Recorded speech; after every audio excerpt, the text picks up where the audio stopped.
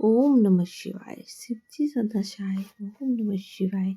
गुरु जी सदाशिवाय। जय गुरु जी। शुक्राना गुरु जी। संगत जी, हमारे सनातन धर्म में कोई भी शुभ कार्य आरंभ करने से पूर्व गणेश जी का स्मरण किया जाता है। सबसे पहले गणपति पूजन होता है। गणेश जी से प्रार्थना की जाती है कि कार्य सकुशल रूप से। ऐसे अनेक पर्व भी आते हैं जो केवल गणेश शिव की को समर्पित हैं। इन पर्वों में भक्तजन गणपति बप्पा का व्रत करते हैं, उनकी पूजा अर्चना करके मंगल की कामना करते हैं। इन्हीं व्रतों में से एक है संकटी चतुर्थी व्रत। संकटी चतुर्थी चैत्र माह की कृष्ण पक्ष की चतुर्थी को मनाई जाती है। पूर्णिमा के पश्चात की चतुर्थी को संकटी चतुर्थी कहा जाता है और अमावस्या के बाद की चतुर्थी विनायक चतुर्थी होती है। इस प्रकार एक वर्ष में संकटहर चतुर्थी के लगभग 12 से 13 व्रत होते हैं। मानता है कि जो भी ये व्रत करता है, प्रथम देव गणेश जी उसके सभी कष्ट दूर कर देते हैं। तो आज के वीडियो में हम आपको संकटहर चतुर्थी व्रत एवं पूजा की कहानी सुनाएंगे। तो आप पूरी सुनिए, अंत तक सुनिए। वैसे ये व्रत किया जाता है। एक समय की बात है जब भगवान विष्णु और लक्ष्मी जी का विवाह निश्चित हो गया था और विवाह की तैयारियां चल रही थी। विवाह का निमंत्रण गणेश जी के अतिरिक्त सभी देवताओं को भेजा गया। सभी देवगण एकत्रित हुए। बारात प्रस्थान के समय जब गणेश जी नहीं दिखे, तब सभी देवताओं ने आपस में बात की कि गणपति नहीं दिख रहे हैं, कहीं उन्हें आमंत्रित नहीं किया गया या व्यवसाय नहीं। सब इसी बात पर चर्चा करने लगे। कुछ ही समय में ये बात समारोह में उपस्थित सभी लोगों के बीच फैल गई। सभी देवी देवता आश्चर्यचकित थे। फिर सबने भगवान विष्णु से गणेश जी के उपस्थित न होने का कारण पूछा था। भगवान विष्णु ने कहा कि हमारे गणेश जी के पिता महादेव जी को निमंत्रण भेजा था। एक ही परिवार के गणपति आना चाहते तो पिता के साथ आ सकते थे। एक ही परिवार में 2 निमंत्रण क्यों भेजना? और वैसे भी उनके एक दिन का भोजन समागम मूंग सवा मन, गीत सवा मण चावल और सवा मण लड्डू हैं। वहीं और जाकर रिश्ता खाना अच्छा नहीं लगता।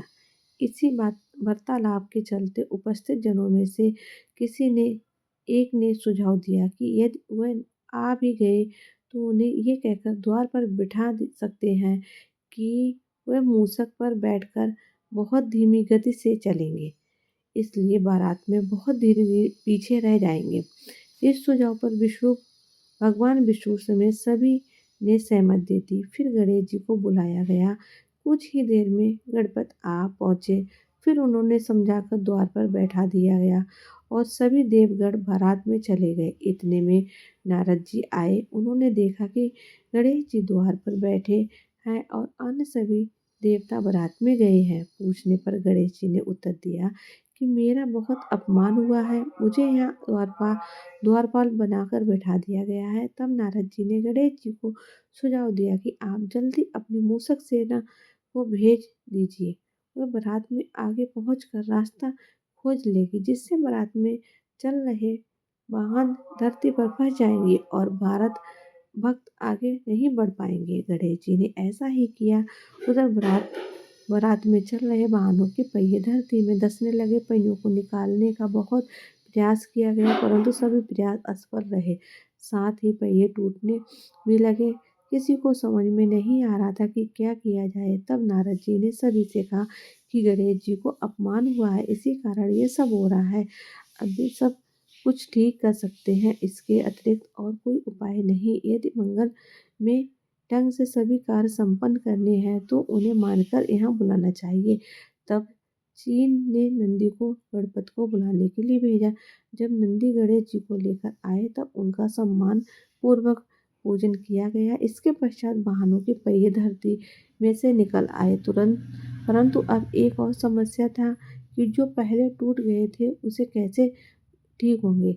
वहाँ पास ही खेत में एक मजदूर काम कर रहे थे। उसे बुलाकर पूछा गया कि क्या यहाँ पर सुधार सकता है? उसने कहा, हाँ, ये काम भी करता हूँ।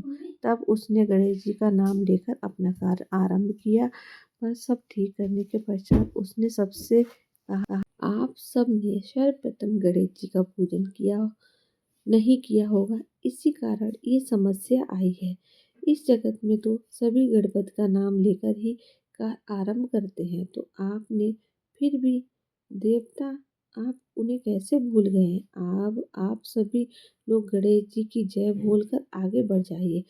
कोई समस्या नहीं आएगी। गणेश जी विघ्न हरता है, सभी की व्यक्तियों को के कष्टों को हर लेते हैं। और गणेश जी की जय हो बोलकर बारात वहां से आगे बढ़ी।